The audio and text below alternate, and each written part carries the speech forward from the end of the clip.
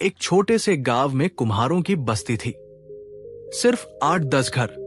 इनमें से कुछ कुम्हार घड़े बनाते थे तो कुछ मिट्टी के बर्तन। इसी बस्ती में मनोहर नाम का एक मेहनती, दयालु और ईमानदार कुम्हार रहता था। वो घड़े बनाकर बेचता और जैसे तैसे अपने परिवार का गुजारा करता था। लेकिन गरीबी के बावजूद उसका दिल बड़ा था। कोई साधु, सन्यासी या भिक्षुक उसके दरवाजे पर आता तो बिना खाना खिलाए वापस नहीं जाता। मनोहर की बनावट में इतना हुनर था कि उसके बनाए मटके बेहद मजबूत और टिकाऊ होते। वही उसके पड़ोस में मदत नाम का एक और कुम्हार था, बिल्कुल विपरीत स्वभाव का। वो बेहद आलसी और कामचोर था। सुबह देर तक सोता और दोपहर ढलने के बाद ही अन्य मन से थोड़ा बहुत काम करता। उसकी पत्नी उसे रोज समझाती कि अगर वो मेहनत नहीं करेगा तो एक दिन भीख मांगनी पड़ेगी, मगर मदन के कान पर जतक नहीं रेंगती। एक दिन दोपहर को मदन अपने बिस्तर पर आलस में पड़ा था।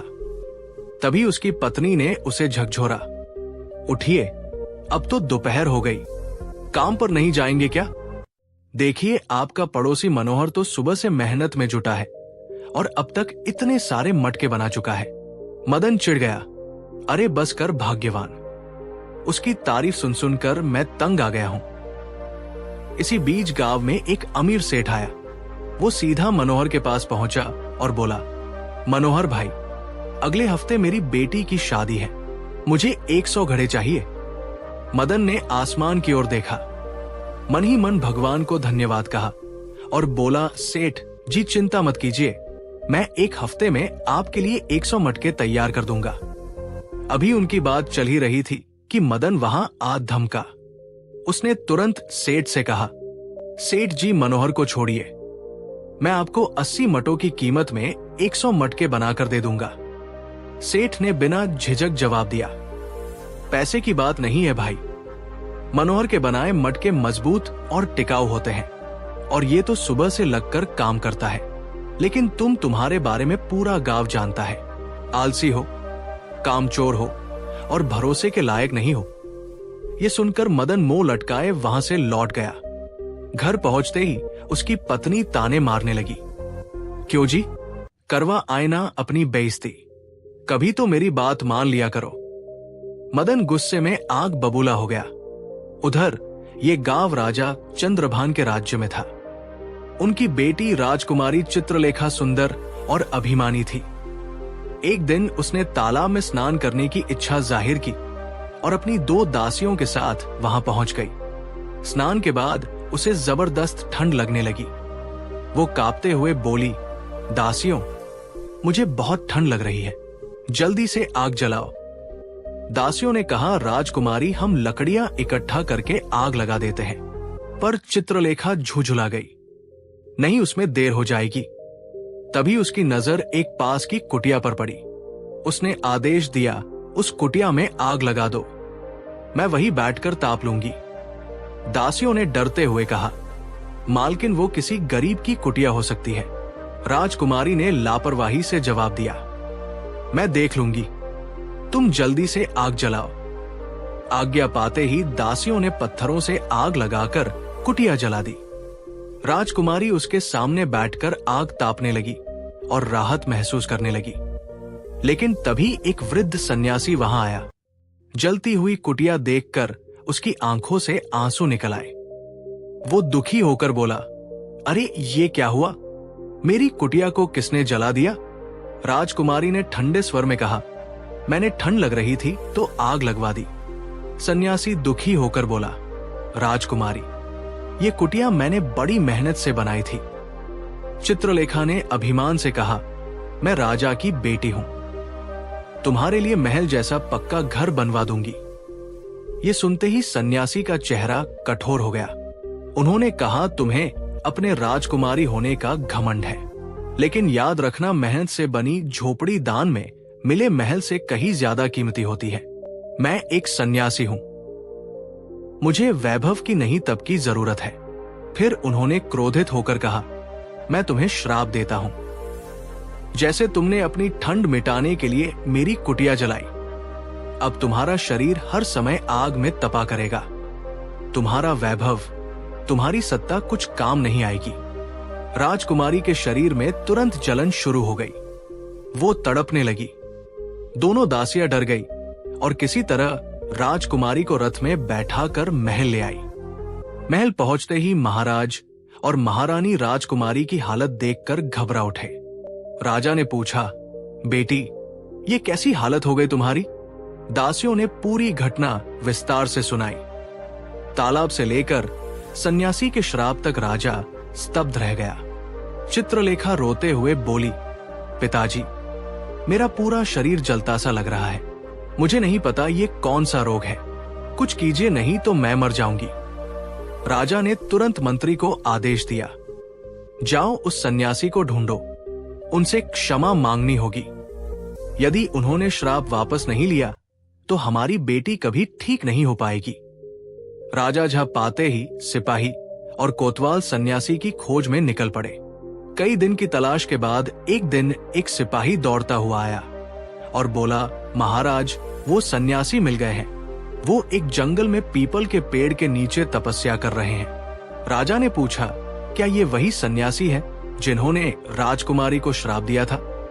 जी महाराज, मंत्री ने उत्तर दिया। उस दिन जो दासिया राजकुमारी के साथ थी, उन्होंने इन सन्यासी महाराज को पहचान लिया है।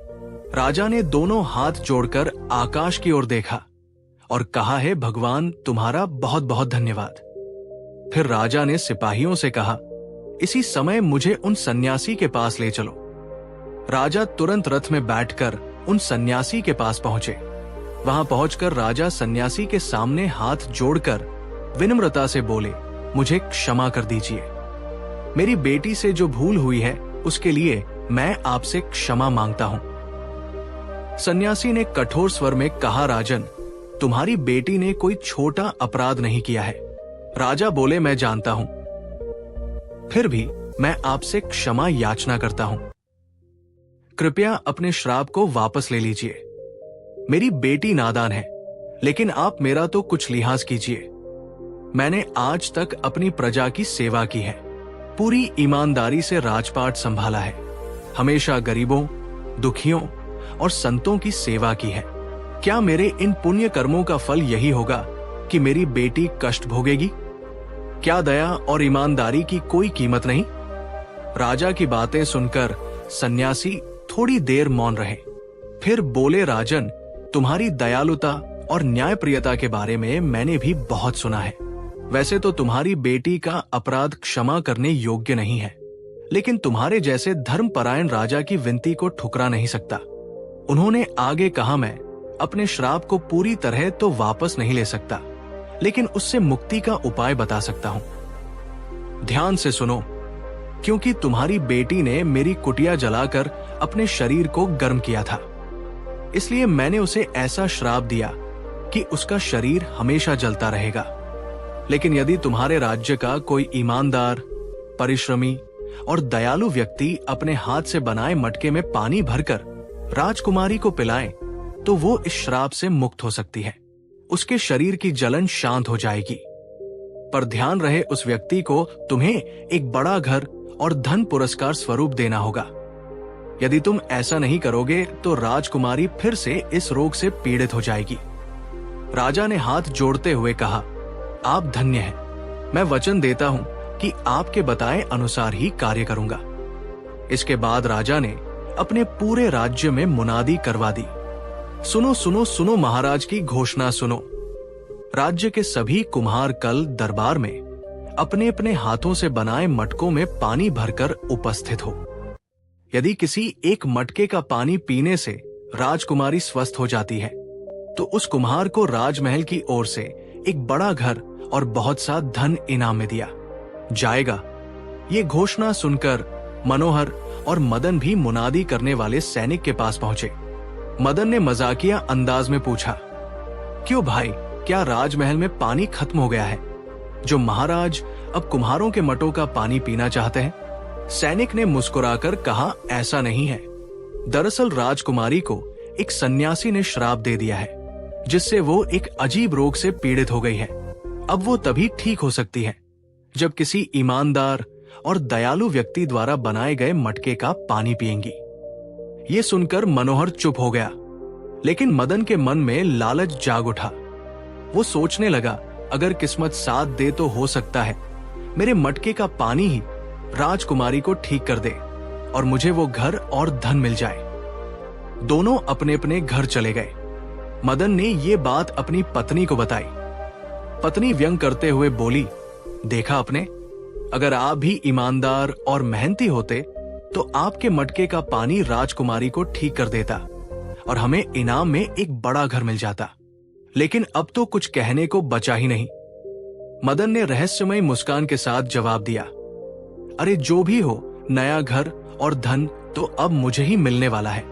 पत्नी को लगा कि मदन को कोई सदमा लग गया है। उस रात मदन अपने हाथ का बना मटका लेकर घर से निकला। जब वो मनोहर के आंगन से गुजरा तो देखा कि वहां कई मटके रखे हुए हैं। वो दबे पांव मनोहर के आंगन में गया और वहां रखे मनोहर के सभी मटके फोड़ दिए सिवाय एक के। फिर उसने अपने हाथ का मटका वहां रख दिया और मनोहर का मटका चुपचाप अपने घर ले आया। ये सोचकर मदन मन ही मन मुस्कुरा रहा था कि अब मुझे धनवान बनने से कोई नहीं रोक सकता।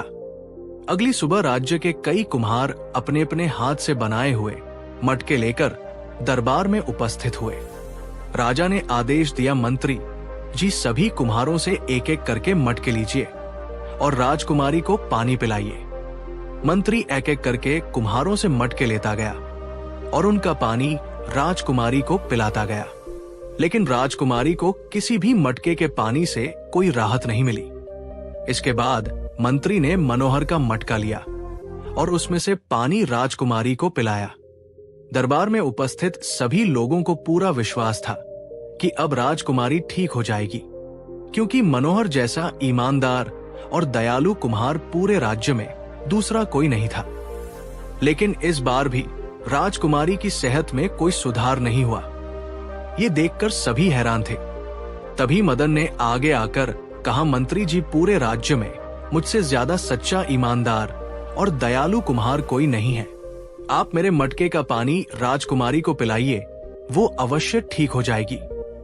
मंत्री ने मदन के हाथ से मटका लिया और उसका पानी राजकुमारी को पिलाया। पानी पीते ही राजकुमारी बोल उठी, पिताजी इस पानी की एक घूंट पीते ही मेरे शरीर में जो जलन हो रही थी वो एकदम ठीक हो गई। ये सुनकर राजा अत्यंत प्रसन्न हुआ और बोला, इसका मतलब है कि अब तुम्हारे ऊपर से श्राप का असर पूरी तरह से समाप्त हो चुका है। पूरे दरबार में खुशी की लहर दौड़ गई। राजा ने मंत्री से कहा, मंत्री जी, क्योंकि मदन की वजह से राजकुमारी ठीक हुई है, इसीलिए इसे एक बड़ा सा घर और 1000 सोने की मुद्राएं इनाम में दी जाएं। लेकिन मदन अपने मन में जानता था कि ये सब उसकी एक चाल का परिणाम था। वहीं अन्य कुम्हार हैरान थे कि आखिर ये कैसे संभव हुआ। मदन जैसा आलसी, झूठा और निकम्मा व्यक्ति, उसका मटका कैसे प्रभावशाली हो सकता है। सभी लोग निराश होकर अपने अपने घरों को लौट गए। मनोहर ने ये सारी बात अपनी पत्नी को बताई तो वो आश्चर्यचकित रह गई। लेकिन मनोहर ने इसे ज्यादा महत्व नहीं दिया और पहले की तरह अपने काम में जुट गया। दूसरी ओर राजा के आदेश पर मदन को एक बड़ा सा सुंदर घर बनाकर दिया गया और साथ ही 1000 सोने की मुद्राएं भी प्रदान की गई। अब मदन अपनी पत्नी के साथ उस घर में आराम से रहने लगा। उधर मनोहर फिर से पूरी मेहनत और ईमानदारी से अपना काम करने लगा। इस घटना को केवल 2 दिन ही बीते थे कि अचानक एक दिन राजकुमारी की तबीयत फिर से बिगड़ गई। उसने अपने पिता से कहा, पिताजी, मेरे पूरे शरीर में फिर से आग की तरह जलन हो रही है। ऐसा लगता है कि मैं फिर से उसी विचित्र रोग से पीड़ित हो गई हूं। राजा चिंतित होकर बोला, ये कैसे हो सकता है बेटी? हमने तो सन्यासी महाराज के निर्देशानुसार एक ईमानदार व्यक्ति के हाथ से बनाए गए मटके से तुम्हें पानी पिलाया था और उस व्यक्ति को उचित इनाम भी दिया था। राजा ने उसी समय एक सैनिक को आदेश दिया, जल्दी से मदद कुम्हार के पास जाओ और उससे कहो कि अपने हाथ से बनाया हुआ मटका लेकर आए और उसमें पानी भरकर राजकुमारी को पिलाए। सैनिक तुरंत मदन के घर पहुंचा और कहा, मदन अपने हाथ का बना मटका लो और उसमें थोड़ा सा पानी भरकर महल चलो। महाराज ने तुम्हें बुलाया है। उस समय मदन के घर पर वही मटका रखा हुआ था जो उसने पहले इस्तेमाल किया था। उसने जल्दी में वही मटका उठाया और उसमें पानी भरकर महल पहुंच गया। राजा ने कहा, मदन जल्दी से अपने हाथ से बनाए हुए मटके से राजकुमारी को पानी पिलाओ। राजकुमारी के शरीर में जलन बढ़ती जा रही है, लेकिन इस बार जैसे ही मदन ने राजकुमारी को अपने मटके से पानी पिलाया, राजकुमारी को कोई भी राहत नहीं मिली। वो करते हुए बोली, पिताजी, अभी भी मेरा पूरा शरीर आग की तरह तप रहा है, लगता है मैं मर ही जाऊंगी। राजा ने क्रोधित होकर कहा, मदन ये क्या हो गया? पिछली बार तुम्हारे मटके से पानी पीकर राजकुमारी ठीक हो गई थी, लेकिन अब ऐसा क्यों नहीं हुआ? मदन बोला, महाराज, मुझे इस बारे में कुछ भी नहीं मालूम। राजा ने कहा, अगर तुम्हें नहीं मालूम तो फिर किसे मालूम होगा? फिर राजा ने अपने मंत्री से कहा, मंत्री जी रथ निकालिए, मैं उन सन्यासी महाराज से मिलकर बात करना चाहता हूं। राजा तुरंत सन्यासी के पास गया और पूरा हाल सुनाया। सन्यासी ने कहा, राजन, मैंने आपसे कहा था कि जिस सच्चे, ईमानदार और दयालु व्यक्ति के हाथ से बना हुआ मटका होगा, उसी से निकले पानी को पीने पर राजकुमारी ठीक होगी और आपको उस व्यक्ति को एक बड़ा सा घर इनाम में देना होगा। यदि आप ऐसा नहीं करेंगे तो श्राप फिर से असर करेगा। राजा बोले, मैंने तो उसे घर और धन दोनों ही इनाम में दे दिए हैं। सन्यासी बोले, क्या आप निश्चित रूप से कह सकते हैं कि वो मटका उसी व्यक्ति ने बनाया था? अब राजा समझ गया कि कुछ गड़बड़ है। वो तुरंत महल लौटा और मदन पर गुस्से में गरज कर बोला, सच सच बताओ मदन, पिछली बार जो मटका तुम लाए थे वो तुम्हारा बनाया हुआ था या नहीं? अगर वो तुम्हारा होता तो आज भी तुम्हारे मटके से पानी पीकर राजकुमारी ठीक हो जाती। अगर तुमने झूठ बोला है तो तुम्हारी खैर नहीं। मदन समझ गया कि उसकी चोरी पकड़ी गई है। उसने सिर झुकाकर कहा, महाराज, मुझसे भारी भूल हो गई है। मेरे घर के पास रहने वाला कुम्हार मनोहर एक सच्चा, ईमानदार और दयालु इंसान है। मुझे पता था कि उसके हाथ के मटके से ही राजकुमारी ठीक हो सकती है। इसीलिए उस रात मैंने उसके घर से चोरी से मटका उठाया और सुबह उसे अपना बताकर पानी पिलाया, ताकि मुझे धन और घर इनाम में मिल सके। ये सुनकर राजा का गुस्सा 7वें आसमान पर पहुंच गया। दरबारी भी स्तब्ध रह गए। राजा ने आदेश दिया, मनोहर को तुरंत दरबार में हाजिर किया जाए। एक सिपाही मनोहर के घर पहुंचा और बोला, मनोहर, महाराज ने तुम्हें बुलाया है, और हाँ, अपने हाथ से बनाया हुआ एक मटका और उसमें थोड़ा सा पानी साथ लेकर चलो। मनोहर हैरान था, महाराज ने मुझे क्यों बुलाया है? ऐसा क्या हो गया? सिपाही बोला, तुम जल्दी से हमारे साथ चलो, बाकी बातें महल में महाराज से पूछ लेना। मनोहर अपनी पत्नी के साथ महल की ओर चल पड़ा। जब वे महल पहुंचे तो उन्होंने नम्रता से कहा, महाराज की जय हो। बताइए, हमारे लिए क्या आदेश है? राजा ने मंत्री को आदेश दिया कि मनोहर के मटके का पानी राजकुमारी को पिलाया जाए। मंत्री ने जैसे ही मनोहर के मटके का पानी राजकुमारी को पिलाया, वो तुरंत कहने लगी, पिताजी, इसका एक घूंट पीते ही मेरे शरीर की सारी जलन गायब हो गई है। अब मैं बिल्कुल ठीक महसूस कर रही हूं। ये सुनकर राजा ने कहा, मनोहर, जो धन और घर मदन को दिया गया था, अब वो तुम्हें दिया जाएगा। मनोहर बोला, लेकिन महाराज, मुझे कुछ समझ में नहीं आया। पहले तो राजकुमारी मदन के मटके का पानी पीकर ठीक हो गई थी, फिर वह दोबारा श्राप से ग्रसित कैसे हो गई, और इस बार मेरे मटके का पानी पीकर फिर से ठीक कैसे हो गई? राजा ने कहा, मनोहर, वो मटका भले ही मदन लेकर आया था, लेकिन असल में वो मटका तुम्हारे हाथ का बना हुआ था। इसके बाद राजा ने पूरी सच्चाई विस्तार से मनोहर को बता दी। ये सुनकर मनोहर हैरान रह गया। तब राजा ने कहा, मनोहर, अब तुम अपनी पत्नी के साथ उस नए घर में जाकर रहना शुरू कर दो, और मदन ने जो धोखा दिया है उसके लिए मैं उसे कठोर दंड दूंगा। मनोहर ने हाथ जोड़कर कहा, महाराज क्षमा कीजिए, मदन ने जो भी किया वो गलत था, लेकिन वह भी मेरी तरह एक गरीब कुम्हार है। कृपया उसे कोई दंड ना दे, उसे क्षमा कर दीजिए।